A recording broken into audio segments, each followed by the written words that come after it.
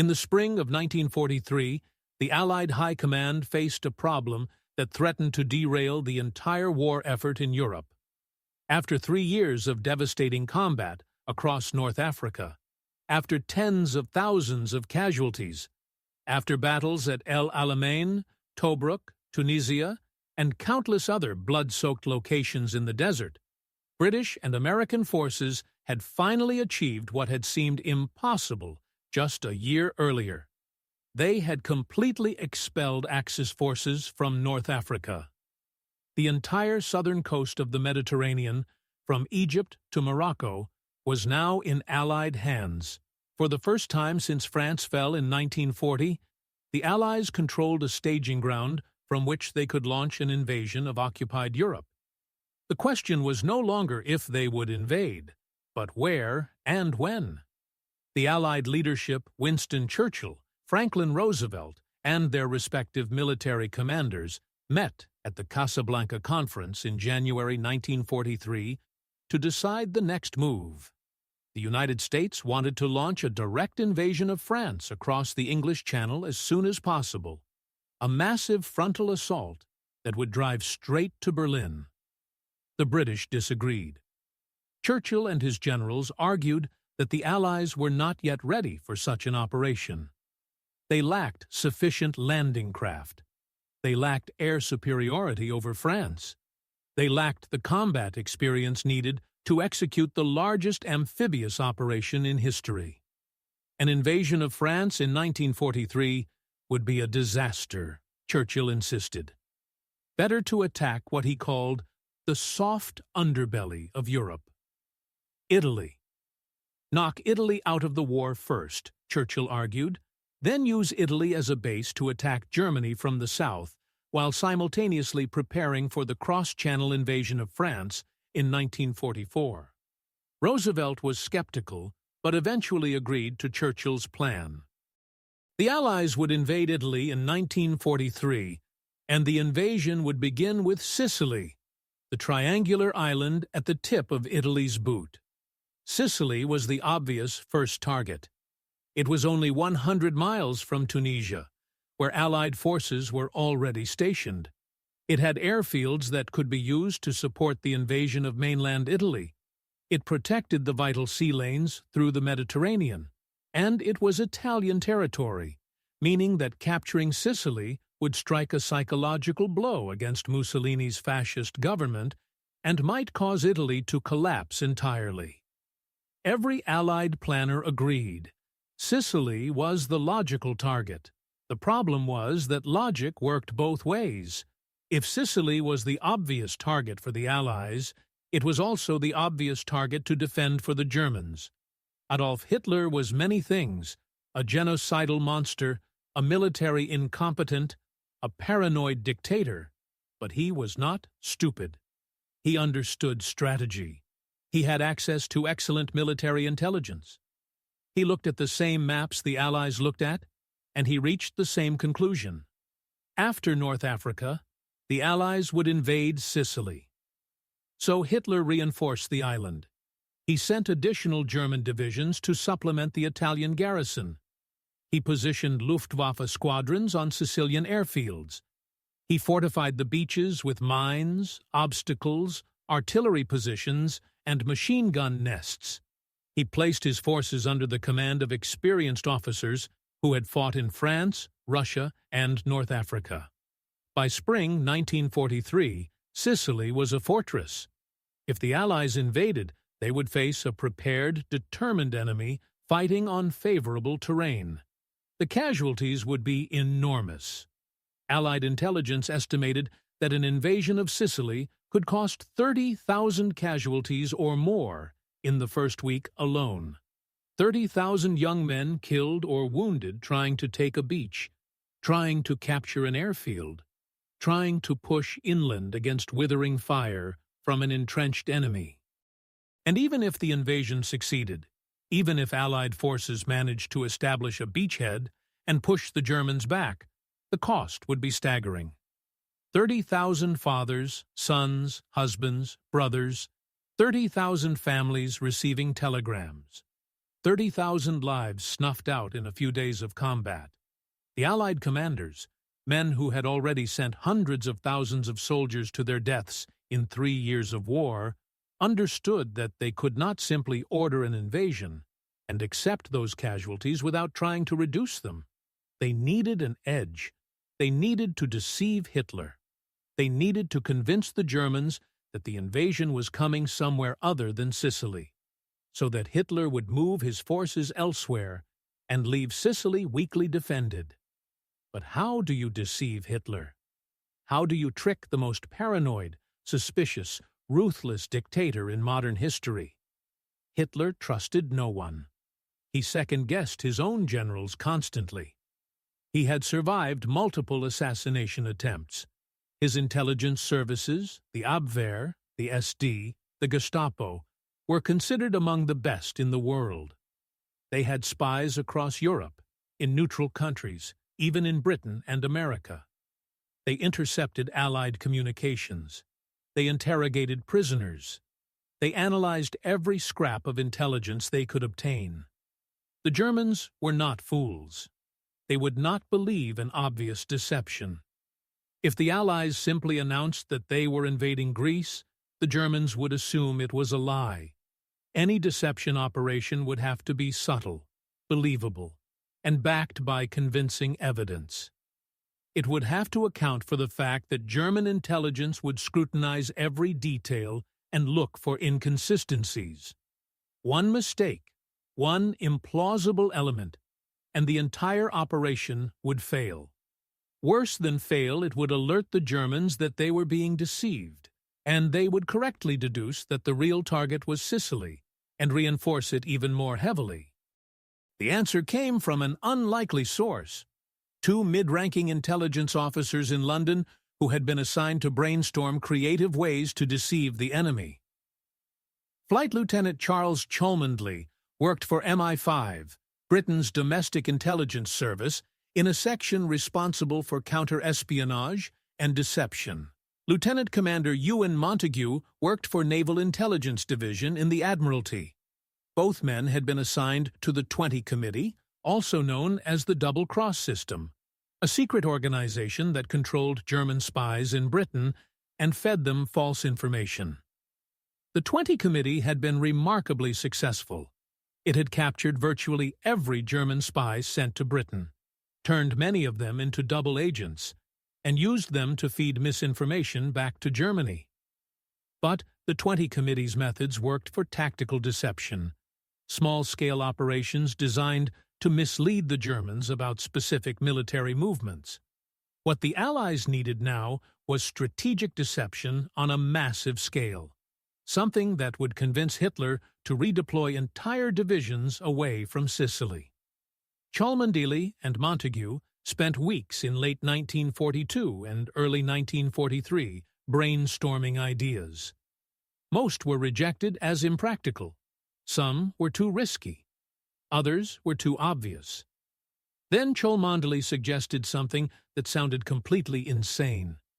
What if they obtained a human corpse, dressed it in a British military uniform, equipped it with fake documents indicating that the Allies planned to invade Greece and Sardinia instead of Sicily, and dumped the body off the coast of Spain, where it would wash ashore and be discovered by Spanish authorities, who would pass the documents to German intelligence? The Germans, believing they had stumbled upon genuine intelligence from a British officer who died in an aircraft crash or shipwreck, would accept the documents as real and redeploy their forces to defend Greece and Sardinia, leaving Sicily vulnerable. Montagu listened to the proposal and recognized immediately that it was either brilliant or completely mad. Probably both. But it had one critical advantage. It was believable. The Mediterranean in wartime was dangerous. Aircraft crashed. Ships sank. Bodies washed ashore regularly. If the Germans found a British officer's body with classified documents, they would have no reason to suspect deception. They would believe they had gotten lucky. That chance had delivered them valuable intelligence. And if the documents were convincing enough, if every detail was perfect, the Germans might believe them. Montagu brought the proposal to his superiors in naval intelligence. They were skeptical, but intrigued. The plan was forwarded up the chain of command, eventually reaching the desk of Prime Minister Winston Churchill himself. Churchill read the proposal and reportedly said something to the effect of, "This is the sort of thing that might actually work. Proceed with it, but for God's sake, get the details right." The operation was given the code name Mincemeat. The name was deliberately macabre, chosen by officers who had developed a dark sense of humor after years of war. The operation was approved in February 1943, giving the planners approximately 3 months to prepare before the invasion of Sicily was scheduled to begin in July. 3 months to find a suitable corpse, create a believable identity, fabricate documents that would deceive German intelligence, transport the body to the Mediterranean, and execute the operation without anyone discovering what they were doing. It was an extraordinarily ambitious timeline for an operation that depended on perfect execution of 1,000 small details. Any mistake, any oversight, and the entire plan would collapse. The first and most difficult challenge was obtaining a corpse. Cholmondeley and Montagu could not simply walk into a morgue and ask for a body. British law in 1943 was very clear about the treatment of human remains. Bodies could not be removed from morgues without proper authorization. Families had legal rights over their deceased relatives. Desecration of corpses was a criminal offense. And even if they could legally obtain a body, they needed one that met very specific criteria. The body had to be male, adult, and reasonably fit, someone who could plausibly be a military officer. It had to be intact, without obvious injuries that would contradict the cover story. It had to have died recently enough that decomposition had not progressed too far, because the body would need to float in the ocean for several hours before being recovered, and the Germans would examine it to determine time of death. Most critically, the cause of death had to be consistent with drowning. If the Germans conducted an autopsy, and there was every reason to believe they would look for water in the lungs and other signs of drowning. If the autopsy revealed that the man had died from something else, the Germans would immediately become suspicious. Montagu quietly contacted coroners in London, explaining as little as possible about why naval intelligence needed a body. Most coroners refused immediately, horrified at the suggestion that they would provide corpses for military operations. A few listened to Montagu's carefully vague explanation about the body being needed for a special operation that could save lives, but still refused, citing legal and ethical concerns. Montagu was running out of options. He could not reveal the true purpose of Operation Mincemeat to civilians because the operation was classified at the highest level. He could not force a coroner to provide a body because he had no legal authority to do so. And time was running out. If he could not find a suitable corpse soon, the entire operation would have to be abandoned. Finally, in January 1943, Montagu received a call from a coroner who said he might have found something. A man had died of pneumonia at a London hospital. The man had no close family. His identity was known, but could be kept confidential if necessary. And critically, his lungs contained fluid from the pneumonia, which meant that if his body were placed in water, it would appear to a medical examiner that he had drowned. Pneumonia causes fluid to accumulate in the lungs, and that fluid looks very similar to seawater in a drowning victim's lungs. A German pathologist conducting an autopsy would likely conclude that the man had drowned, especially if the body had been in seawater for several hours. This was perfect. Montagu immediately accepted. The body was quietly transferred to a military morgue, where it could be prepared for the operation. For 70 years, the British government refused to reveal the identity of the corpse used in Operation Mincemeat. Montagu took the secret to his grave when he died in 1985. The official files were classified until the year 2000. Even after declassification, the Ministry of Defense redacted the man's name from the documents. It was only through independent historical research that investigators eventually identified the body as likely being that of Glyndwr Michael, a 34-year-old homeless man from Wales who had died in London on January 28, 1943, after ingesting rat poison. Whether Michael's death was suicide, accident, or something else remains unknown. What is known is that he had no family who would miss him, his body met all the necessary medical criteria, and he became the foundation of one of the most important deception operations in history. Glyndwr Michael, who had lived and died in poverty and obscurity, was about to change the course of World War II. With the body secured, Cholmondeley and Montagu turned to the far more complex task of creating an identity for the corpse. This was not simply a matter of putting a uniform on a body and giving it a name. The Germans would examine everything. They would study every document, every personal item, every detail of the man's identity. They would look for inconsistencies, for anything that seemed wrong or implausible.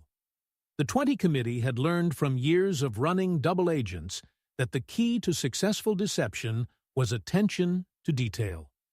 A spy's cover story had to be perfect, down to the smallest element. Receipts had to come from real shops. Addresses had to exist. People mentioned in letters had to be plausible.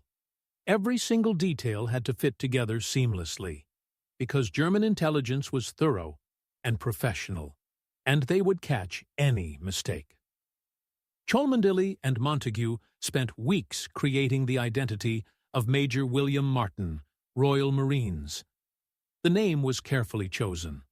William Martin was common enough that German investigators could not easily verify whether such a person existed, but not so common as to seem suspicious. The rank of major was senior enough to justify him carrying important documents, but not so senior that his death would be major news.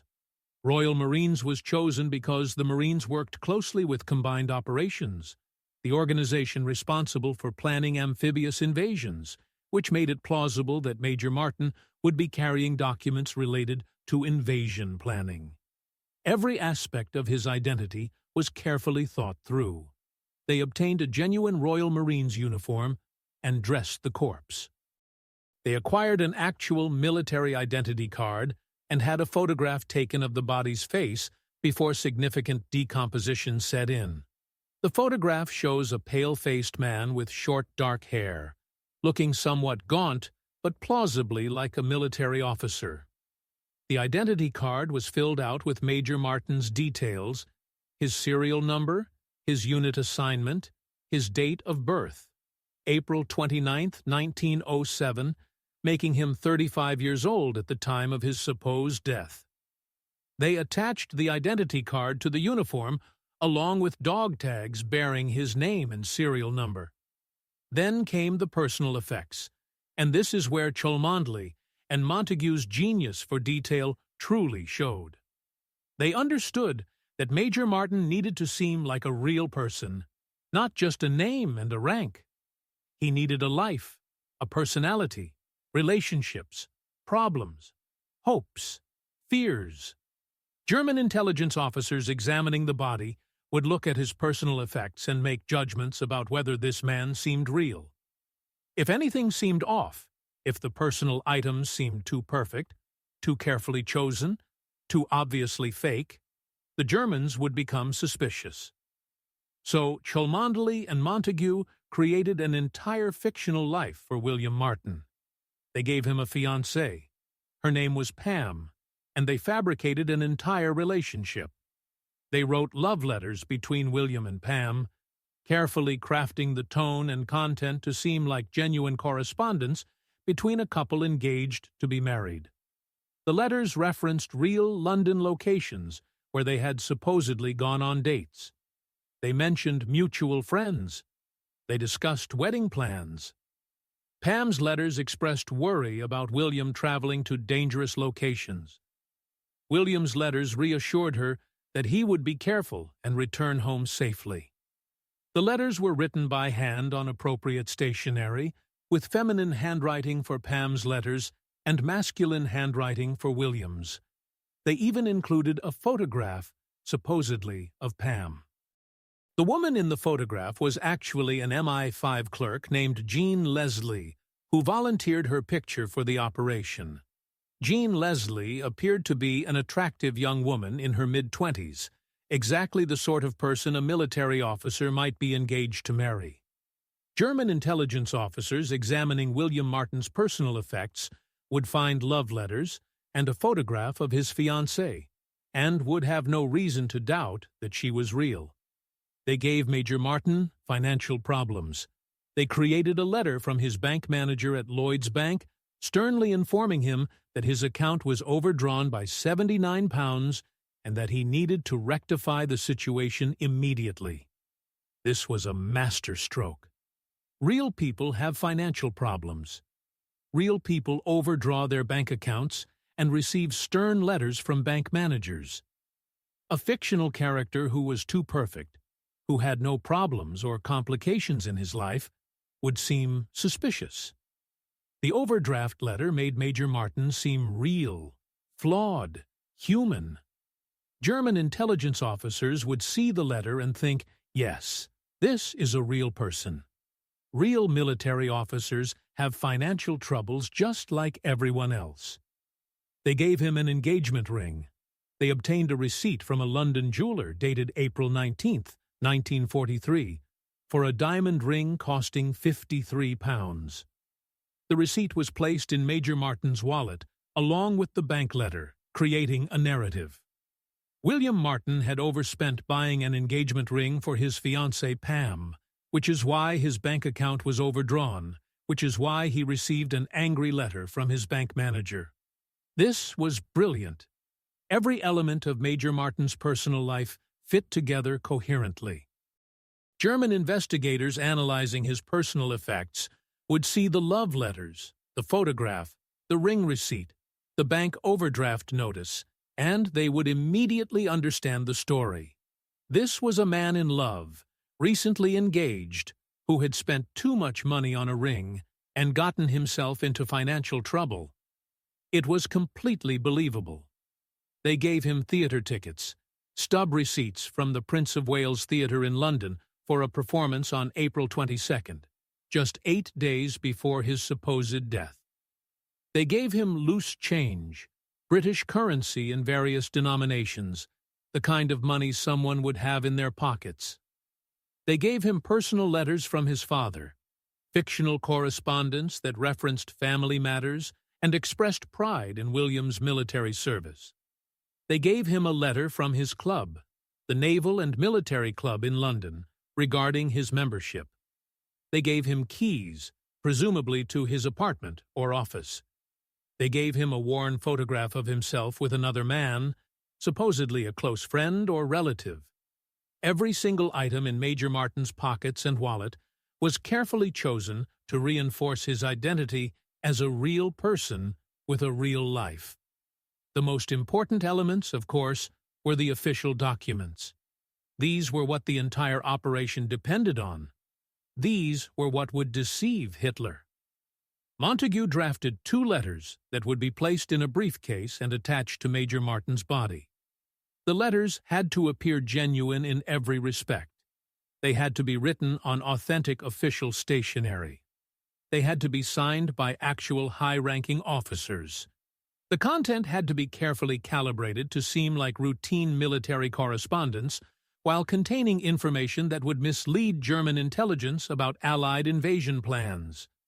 Getting these letters right was absolutely critical. If they seemed fake, if there was any indication that they had been fabricated, the entire operation would not only fail, but would backfire catastrophically by alerting the Germans that the Allies were attempting to deceive them. The first letter was from Lieutenant General Archibald Nye, Vice Chief of the Imperial General Staff, to General Harold Alexander, Commander of British Ground Forces in North Africa. The letter was dated April the 23rd, 1943, 1 week before Major Martin's supposed death.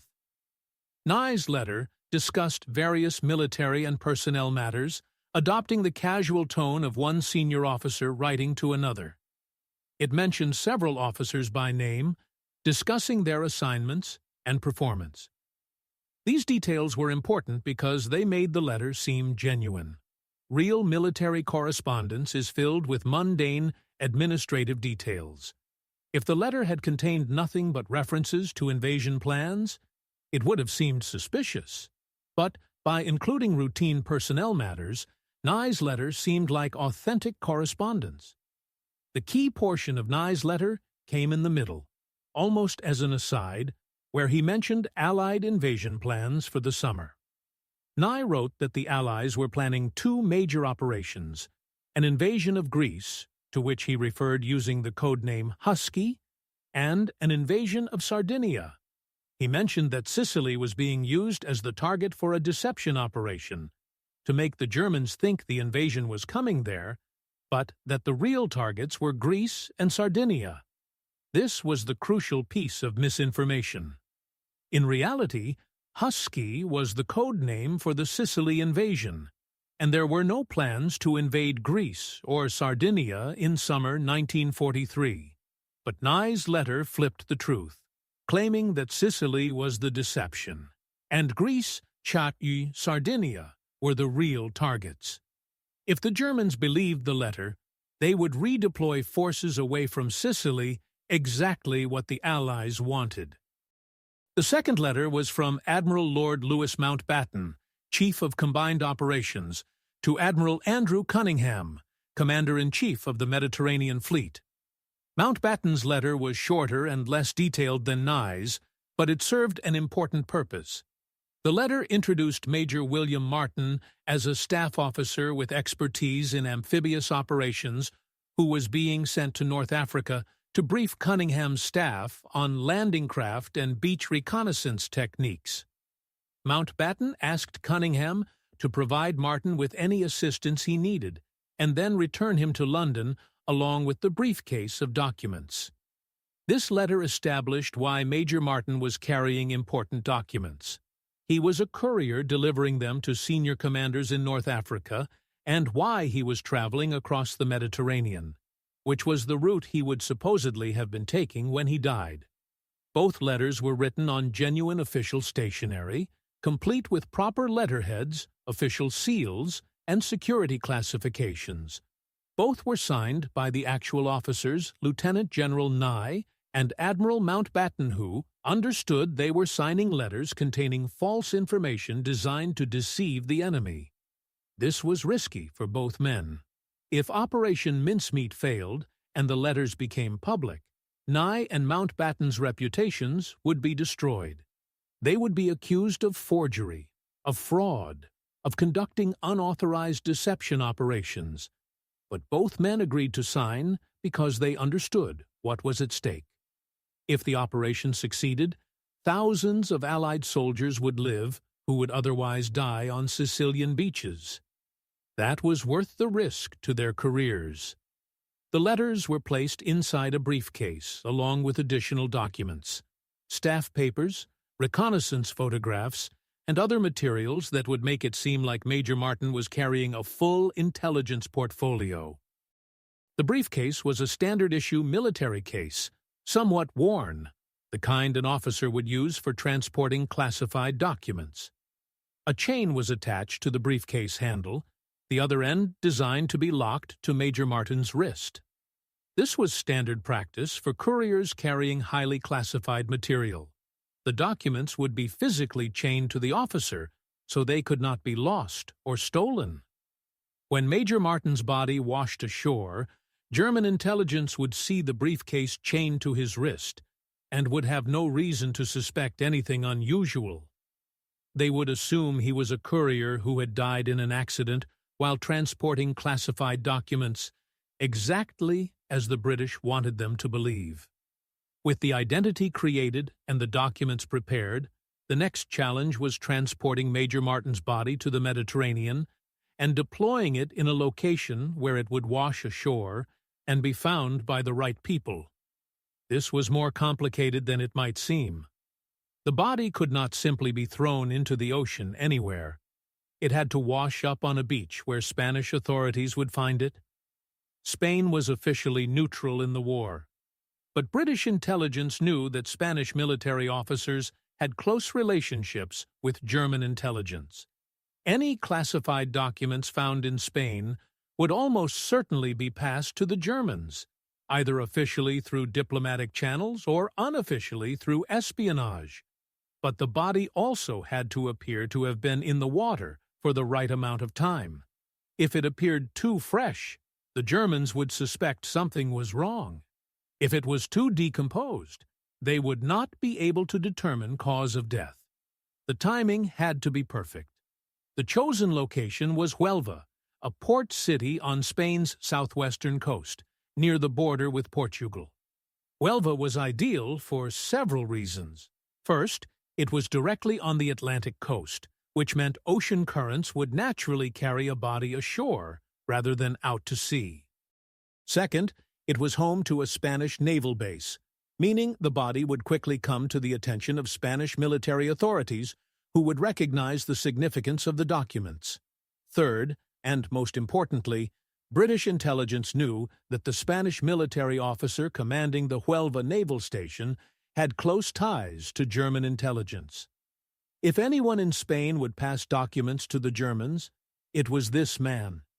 Everything about Huelva made it the perfect location for Operation Mincemeat. The body was preserved in dry ice to slow decomposition. It was placed in a specialized canister designed to maintain the temperature and prevent deterioration during transport.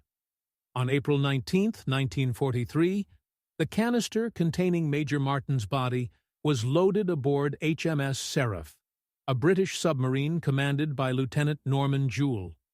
Seraph was chosen because submarines could travel undetected to the Spanish coast and surface at night to deploy the body without being observed. The crew of HMS Seraph were not told what was in the canister.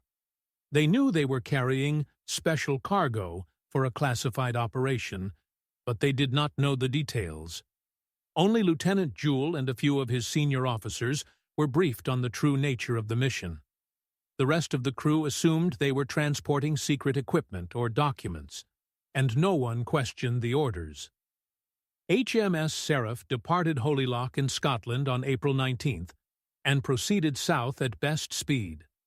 The submarine traveled underwater during the day to avoid detection by enemy aircraft and surfaced at night to recharge batteries and make better speed.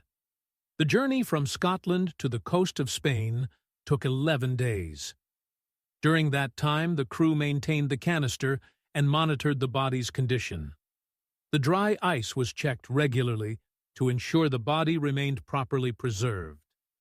On April 29th, HMS Seraph reached the coast of Spain and took up a position approximately 1 mile offshore from Huelva. Lieutenant Jewell waited for nightfall to minimize the chance of being spotted. The sea was calm. The weather was clear. Conditions were perfect. At 0430 hours on April 30th, 1943, HMS Seraph surfaced. The crew opened the special canister and carefully removed Major Martin's body. They dressed the corpse in the Royal Marines uniform, attached all the personal effects, secured the briefcase to the wrist with the chain, and inflated the life jacket. Lieutenant Jewell gathered the crew on deck for a brief moment of silence. Several accounts suggest that Jewell read Psalm 39 from the Bible, an improvised funeral service for the unknown man who was about to play such an important role in history. Lord, make me to know mine end, and the measure of my days, what it is, that I may know how frail I am. It was a fitting psalm for a dead man who would be used to deceive the living. At approximately 0450 hours, the crew gently placed Major William Martin's body into the Atlantic Ocean. The inflated life jacket kept the body floating face down on the surface, exactly as a drowned man would float. The ocean current, flowing eastward toward the shore, immediately began carrying the body toward the Spanish coast. HMS Seraph remained on the surface for several minutes, watching the body drift away in the darkness. Then Lieutenant Jewell gave the order to dive. HMS Seraph submerged and departed the area, heading back toward Britain. The operation was complete. Everything now depended on whether the Spanish would find the body, whether they would examine the documents, and whether they would pass those documents to German intelligence, and ultimately, whether Hitler would believe them. Major Martin's body drifted through the night, carried by the current toward Huelva. At approximately 9:30 in the morning of April 30th, a Spanish fisherman named José Antonio Rey Maria was checking his nets near the beach at Huelva when he spotted something floating in the water approximately 50 meters from shore. At first he thought it was debris, perhaps from a sunken ship. As he drew closer in his small boat, he realized with horror that it was a human body. The body was floating face down, wearing what appeared to be a military uniform. A briefcase was chained to one wrist. José immediately recognized that this was not an ordinary drowning victim. This was a military officer, probably British, based on the uniform, who had died at sea. He rowed back to shore and immediately notified the Spanish authorities. Within an hour, the Spanish Navy dispatched a launch to recover the body. The recovery was handled by officers from the Huelva Naval Station under the command of Captain Francisco Elvira Alvarez, the local naval commander. Elvira was a career Spanish Navy officer who maintained the fiction of Spanish neutrality while actively cooperating with German intelligence. British intelligence had specifically chosen Huelva because they knew Elvira would pass any documents he found to the Germans. The Spanish Navy brought the body ashore and transported it to the naval station. Captain Elvira personally examined the body and its personal effects. He noted the Royal Marines uniform, the identity card identifying the body as Major W. Martin, and most importantly, the briefcase chained to the wrist. Elvira immediately understood that he had found something important. A British military officer had washed up on Spanish shores carrying classified documents. This was potentially valuable intelligence, and it would certainly be of interest to the Germans. But Elvira also had to maintain appearances. Spain was officially neutral, and the proper protocol required him to notify the British consul in Huelva and arrange for the return of the body and personal effects. Elvira followed protocol precisely. He notified the British consul that the body of a British officer had been recovered. He arranged for a local doctor, Dr. Eduardo Fernandez del Torno, to conduct an autopsy to determine the cause of death. And in the meantime, before returning anything to the British, he had the briefcase opened and every document inside photographed. The autopsy was conducted on the afternoon of April 30th. Dr. Fernandez examined the body and concluded that the man had died from drowning, specifically from asphyxiation through immersion in the sea. He noted that the body had been in the water for approximately 3 to 5 days, based on the degree of decomposition and the condition of the tissues. His estimate was not entirely accurate. The body had only been in the water for about 12 hours, but it was close enough to be plausible. More importantly, the doctor found fluid in the lungs consistent with drowning. In reality, the fluid was from pneumonia, but it looked the same as seawater in a drowned person's lungs. The autopsy report confirmed what everyone assumed. Major Martin had died by drowning, presumably after his aircraft crashed at sea or his ship was sunk. There was no indication of anything suspicious. The death appeared to be exactly what it seemed. While the autopsy was being conducted, Captain Elvira had photographers from Spanish military intelligence photograph every document in the briefcase. The documents were carefully removed, photographed from multiple angles to capture every detail, and then return to the briefcase in their original positions. The Spanish were very careful to make it appear that the briefcase had not been tampered with. The seals were checked, and, where necessary, carefully replaced. The British could not be allowed to realize that the documents had been examined, because that would alert them that Spanish authorities had been looking at classified British documents and had probably passed copies to the Germans. When the British consul arrived to collect the body and personal effects, everything appeared to be exactly as it had been when the body was recovered. The briefcase was still sealed. The documents were still inside. The British would have no reason to suspect that the documents had been compromised. But of course, the documents had been compromised, exactly as the British had intended. Within 24 hours of the body being recovered, copies of every document in Major Martin's briefcase were in the hands of Adolf Klaus, the German military intelligence officer stationed in Huelva. Klaus immediately recognized the significance of what he was holding. These were high-level British military documents discussing Allied invasion plans for the Mediterranean. This was potentially the most valuable intelligence the Germans had obtained in months. Klaus encrypted the documents and transmitted them to the Abwehr headquarters in Madrid. From Madrid, they were forwarded to Berlin. By May 3rd, just 3 days after Major Martin's body washed ashore, copies of the documents were on the desk of Admiral Wilhelm Canaris, chief of the Abwehr, Germany's military intelligence service. Canaris studied the documents carefully. He was one of the most experienced intelligence officers in the German military, a veteran of World War I who had served as a spy and saboteur before rising to command the entire Abwehr. Canaris was suspicious by nature and by training.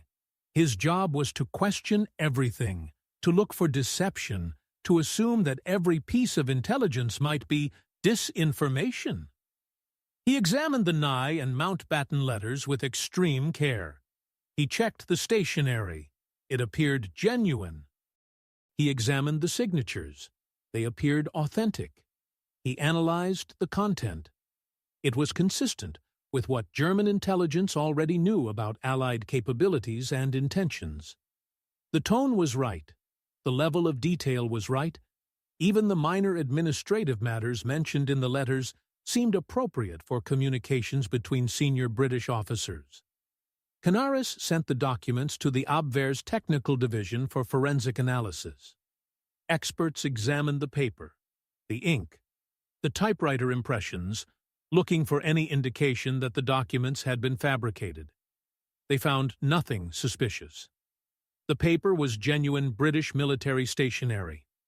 The typewriters used were standard British military models. The signatures were analyzed by handwriting experts who concluded they were authentic. Every technical test came back confirming that the documents were real. But Canaris was still not entirely convinced. He dispatched a senior Abwehr officer to Spain to investigate further.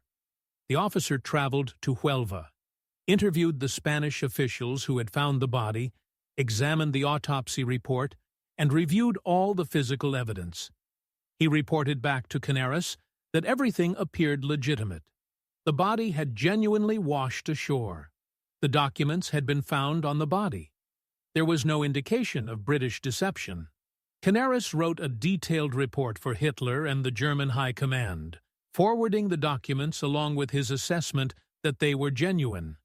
He noted that the documents confirmed German intelligence's existing suspicions that the Allies intended to invade the Mediterranean in summer 1943.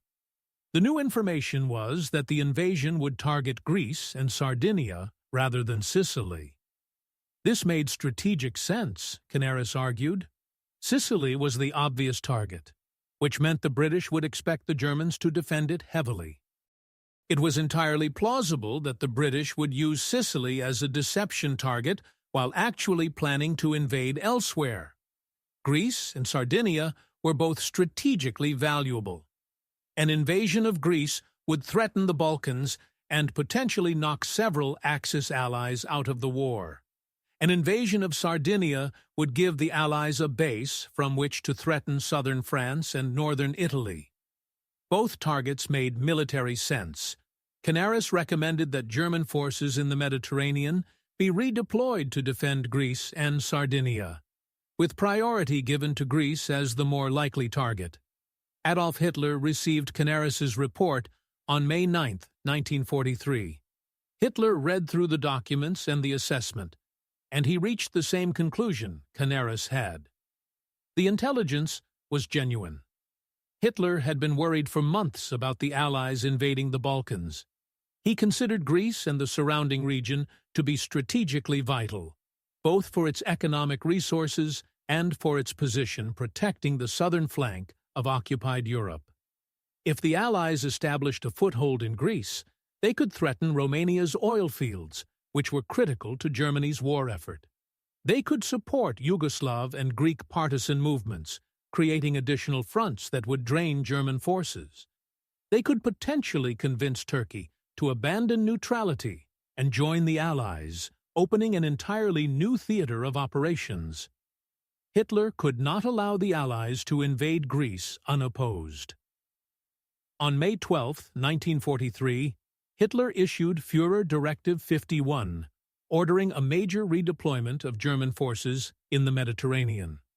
The 1st Panzer Division, one of Germany's most elite armored units, was ordered to move from France to Greece immediately. Additional infantry divisions were deployed to the Balkans. Coastal defenses around Greece were reinforced with artillery and anti-aircraft guns. The Luftwaffe repositioned fighter and bomber squadrons to Greek airfields. Naval forces, including several U-boats, were ordered to patrol the Aegean Sea and be prepared to intercept Allied invasion fleets. At the same time, German forces in Sardinia were strengthened, though not to the same extent as Greece. Hitler decided that Greece was the primary target, with Sardinia as a secondary objective. Critically, Hitler did not significantly reinforce Sicily. German intelligence had concluded that Sicily was a deception target, and Hitler accepted that assessment.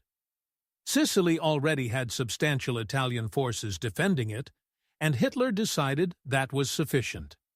He saw no reason to divert additional German divisions to Sicily when they were needed to defend Greece. This was exactly the outcome the British had hoped for. Operation Mincemeat had achieved its objective. Hitler had been deceived. German forces were moving away from Sicily. The real invasion would face weaker opposition than it otherwise would have. In London, British intelligence monitored German communications through Ultra, the code-breaking program at Bletchley Park that had successfully broken the German Enigma cipher machines. British cryptanalysts intercepted German military communications discussing the Major Martin documents and the subsequent redeployment orders. On May 14th, just 2 weeks after Major Martin's body washed ashore in Spain, Montagu received an encrypted message at the Admiralty confirming that German forces were being moved to Greece. Operation Mincemeat had worked. The Germans had completely believed the deception. Montagu and Cholmondeley were summoned to a meeting with their superiors where they received congratulations and were told to tell absolutely no one about what they had accomplished.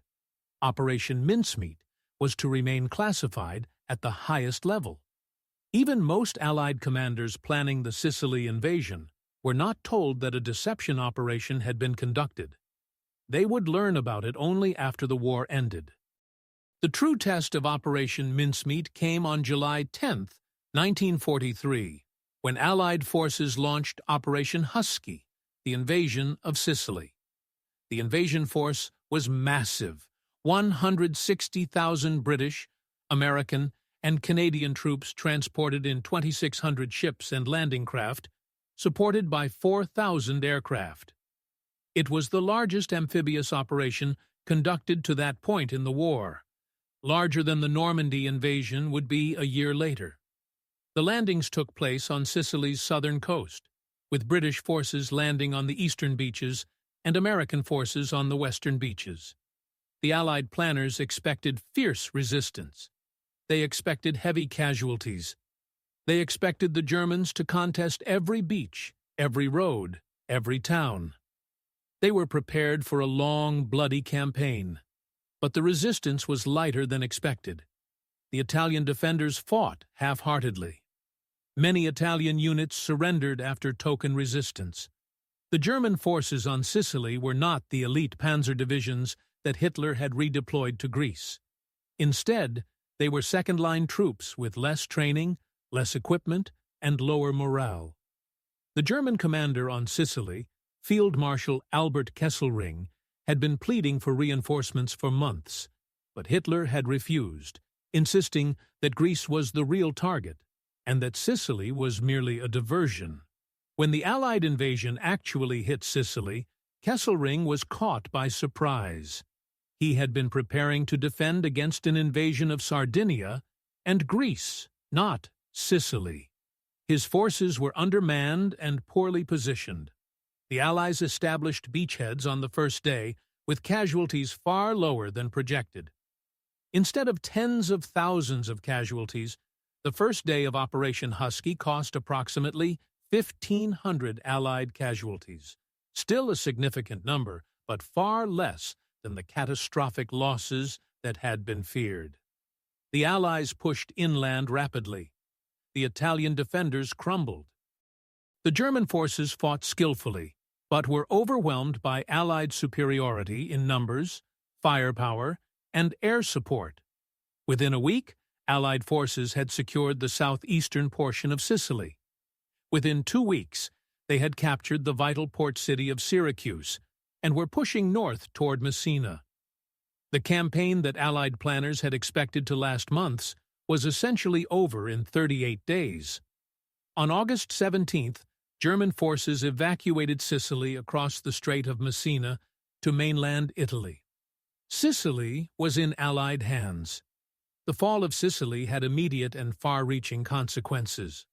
On July 25th, just 15 days after the invasion began, Benito Mussolini was overthrown in a coup by members of his own fascist Grand Council, who had lost faith in his leadership. King Victor Emmanuel III arrested Mussolini and appointed Marshal Pietro Badoglio as the new Prime Minister of Italy. Badoglio immediately began secret negotiations with the Allies for an armistice. On September 8th, Italy officially surrendered, withdrawing from the war and switching sides to join the Allies against Germany. The Italian surrender was a massive strategic blow to Hitler. Germany lost its primary European ally. German forces in Italy had to fight alone against Allied armies advancing from the south. German troops had to occupy and garrison all of Italy, tying down divisions that were desperately needed on other fronts. The entire strategic situation in the Mediterranean had been transformed, and it had all begun with a corpse washing ashore in Spain. Allied commanders who had not been briefed on Operation Mincemeat were astonished by how light the resistance on Sicily had been. Many of them assumed they had just gotten lucky, that German intelligence had failed to predict where the invasion would come, that Hitler had made a strategic mistake in not reinforcing Sicily. They had no idea that Hitler's mistake had been deliberately induced by British intelligence. It was only after the war ended that most Allied officers learned about Operation Mincemeat and understood why the Sicily invasion had succeeded so completely. The operation remained classified for years. Winston Churchill mentioned it briefly in his war memoirs, but without revealing details. The full story did not become public until 1953. In 1953, Ewen Montagu published a book titled The Man Who Never Was, describing Operation Mincemeat in detail for the first time. The book was an immediate international bestseller, translated into dozens of languages. Readers were fascinated by the audacity of the operation, by the meticulous attention to detail that had made Major Martin seem real, by the ethical questions raised by using a corpse for military purposes. Montagu's book was adapted into a film in 1956, also titled The Man Who Never Was, starring Clifton Webb as Montagu. The film dramatized the operation and brought it to an even wider audience. Montagu became famous as the man who had deceived Hitler. He gave lectures about the operation. He was interviewed extensively. He was regarded as a hero who had saved thousands of Allied lives through brilliant deception. But Montagu steadfastly refused to reveal one detail: the identity of the corpse. In his book, in interviews, in every public discussion of Operation Mincemeat, Montagu insisted that the man's identity had to remain secret out of respect for his family. He never explained why the identity needed to remain secret decades after the war had ended. He never clarified whether there actually were family members who needed to be protected, or whether the secrecy was maintained for other reasons. Some historians have speculated that Montagu simply did not want to reveal that the body had been that of a homeless man who had died from rat poison, because it might seem like the British had taken advantage of someone society had already abandoned. Others believe Montagu genuinely felt an ethical obligation to protect the dead man's identity. Regardless of the reason, Montagu took the secret to his grave when he died in 1985 at age 85. The British government maintained the classification of the corpse's identity long after Montagu's death. The official files on Operation Mincemeat were partially declassified in the 1970s and 80s, but the sections relating to the body's identity were still redacted. It was only in the year 2000, 57 years after the operation, that the files were fully released. Even then, the Ministry of Defense refused to officially confirm the dead man's name. Independent researchers, working from the declassified files and from medical records at London hospitals from early 1943, eventually identified the body as most likely being that of Glyndwr Michael.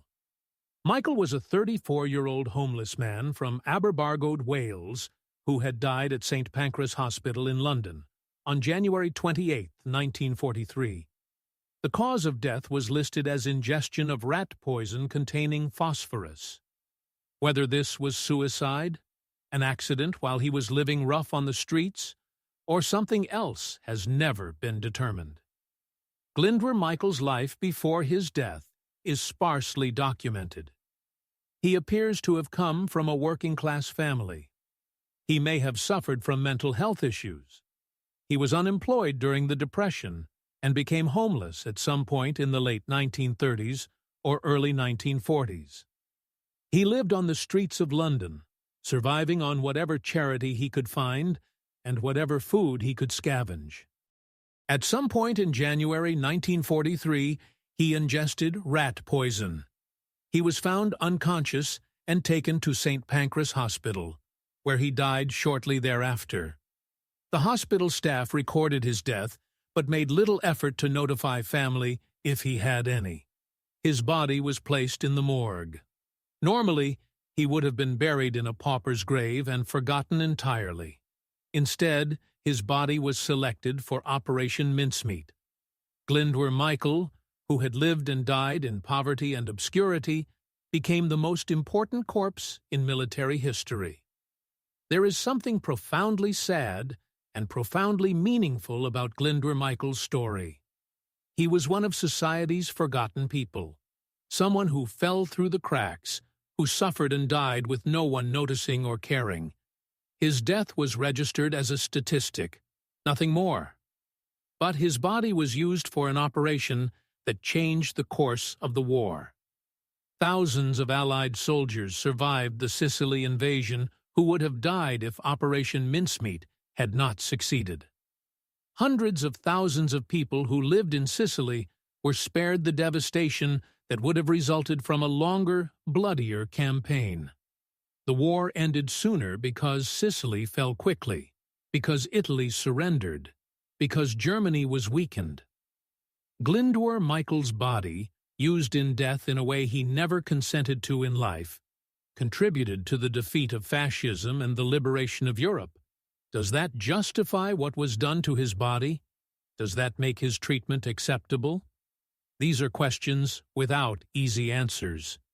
The ethical questions surrounding Operation Mincemeat have been debated by historians, ethicists, and military analysts for decades. Was it morally acceptable to use a human corpse for military purposes without the consent of the deceased or his family? Modern medical ethics clearly say no. Today, using a body for any purpose requires informed consent from the individual before death or from the family after death. Bodies are not property that can be commandeered for government use. Even in war, there are limits to what can be done with human remains. But in 1943, in the middle of a total war against an enemy that was conducting genocide on an industrial scale, British intelligence believed the ends justified the means.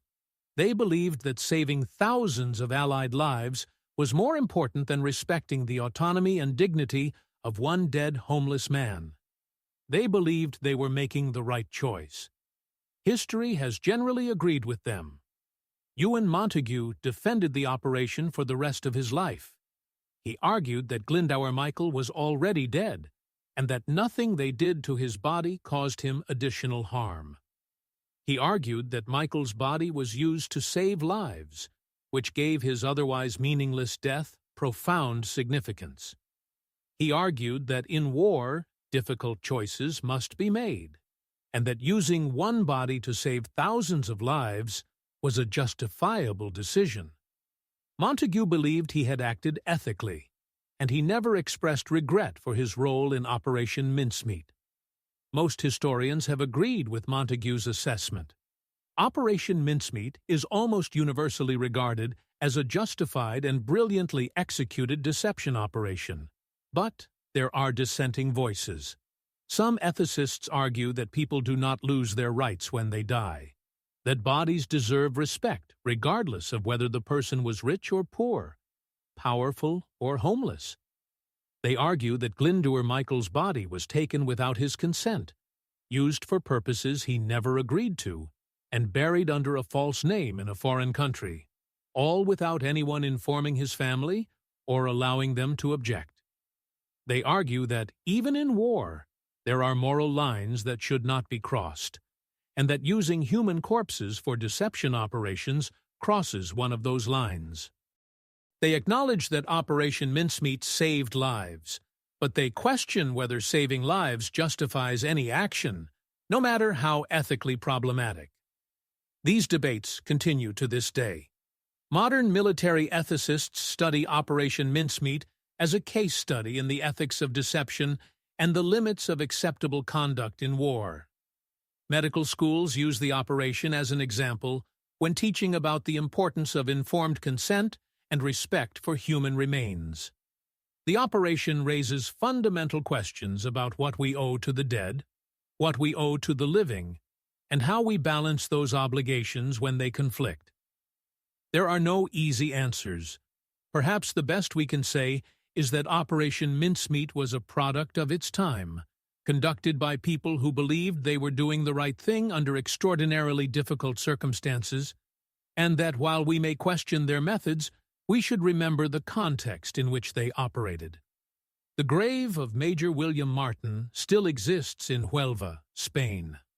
The Spanish authorities, who never learned the truth about the body, buried Major Martin with full military honors in the local cemetery, the Cementerio de Nuestra Señora de la Soledad. The British government, maintaining the deception even after the war, erected a gravestone that reads, William Martin, born 29th of March 1907, died 24th April 1943, beloved son of John Glyndwr Martin and the late Antonia Martin of Cardiff, Wales. Dulce et decorum est pro patria mori. The last line is Latin from the Roman poet Horace. It is sweet and fitting to die for one's country. It is a sentiment that has been both celebrated and criticized throughout history. Wilfred Owen, the World War I poet, famously called it the old lie. But it is inscribed on Major Martin's grave, honoring the man who never was. The grave has become a pilgrimage site. Military historians visit to pay their respects. British and American veterans of World War II have traveled to Huelva to honor Major Martin. The grave is well maintained, with fresh flowers often placed by visitors. The Spanish government has erected an informational plaque explaining the significance of the grave and the Operation Mincemeat story. Every year, on April 30th, the anniversary of Major Martin's body washing ashore, a small ceremony is held at the grave.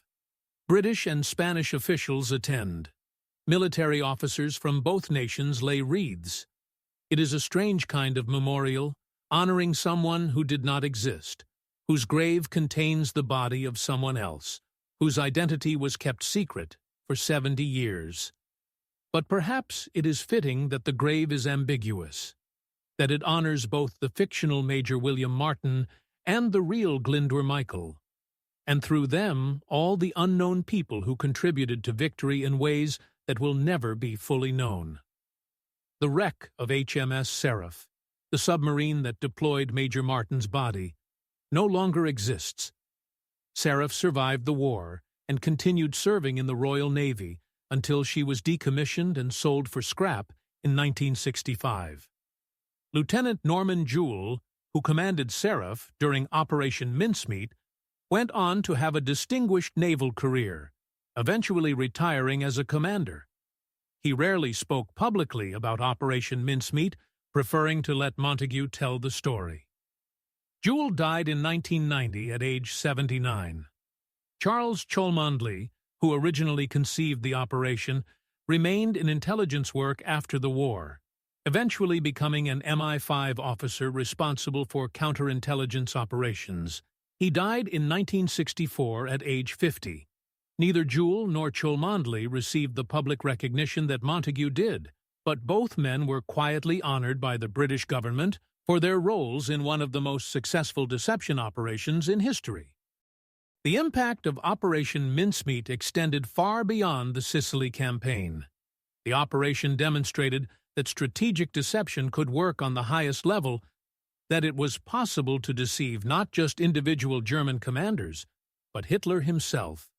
This gave Allied planners confidence to conduct even larger deception operations in subsequent campaigns. Operation Bodyguard, the massive deception campaign that protected the Normandy invasion in June 1944, was directly inspired by the success of Operation Mincemeat. Bodyguard used many of the same techniques: fake radio traffic, double agents, false documents, and careful attention to making the deception believable. The Germans were convinced that the Normandy invasion was a feint, and that the real invasion would come at Calais. Hitler kept substantial forces at Calais for weeks after D-Day, refusing to redeploy them to Normandy because he believed the main invasion was still coming. That deception saved countless Allied lives on the Normandy beaches and contributed to the success of the liberation of Western Europe. Operation Mincemeat also changed how intelligence services thought about deception. Before World War II, deception was considered a tactical tool, something used to mislead enemy commanders about specific local situations. Operation Mincemeat demonstrated that deception could be strategic, that it could be used to shape the enemy's understanding of the entire war and cause them to make major strategic mistakes. After the war, intelligence services around the world studied Operation Mincemeat and incorporated its lessons into their doctrine. Deception became a standard component of military planning. Every major military operation now includes a deception plan designed to mislead the enemy about timing, location, and objectives.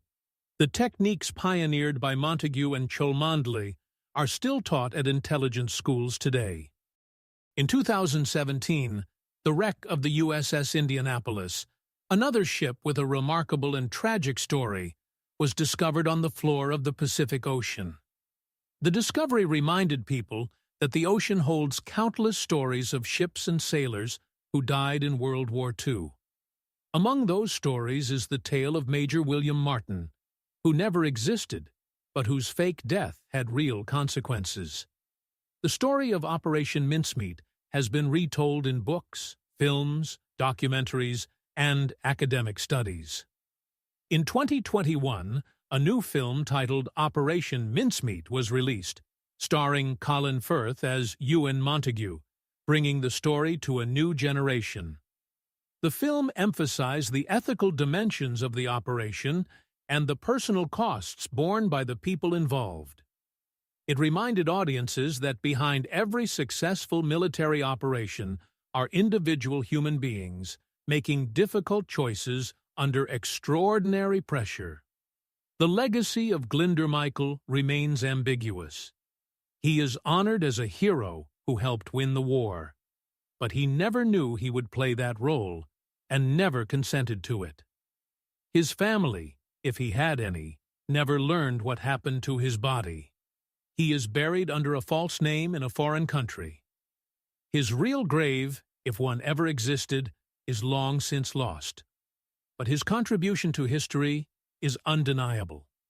Major William Martin, the man who never was, changed the course of World War II. Glyndwr Michael, the man who was forgotten, is now remembered. Perhaps that is the best memorial anyone could ask for. To be remembered, to have mattered, to have made a difference. Glyndwr Michael made a difference. He saved lives. He helped defeat Hitler. And in the end, perhaps that redeems the ethical compromises that made Operation Mincemeat possible.